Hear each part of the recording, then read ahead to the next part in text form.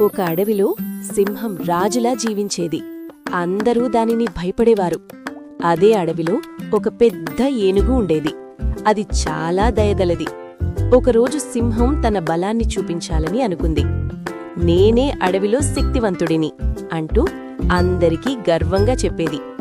ఏనుగు మాత్రం నవ్వుతూ బలం కన్నా మంచితనం గొప్పది అనేది. ఒకరోజు భారీ తుఫాను వచ్చింది. అడవిలోని చిన్న జంతువులు భయంతో పరిగెత్తాయి. ఒక చిన్న కుందేలు మట్టిలో ఇరుక్కుపోయింది. సింహం చూసినా సహాయం చేయలేదు. అప్పుడు ఏనుగు ముందుకు వచ్చి తన బలంతో మట్టిని తొలగించి కుందేలును కాపాడింది. ఈ విషయం చూసిన జంతువులందరూ ఏనుగును ప్రశంసించారు.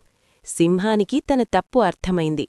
సింహం ఏనుగుని దగ్గరకు వచ్చి నిజమైన బలమంటే సహాయం చెయ్యడం అని నేర్చుకుంది.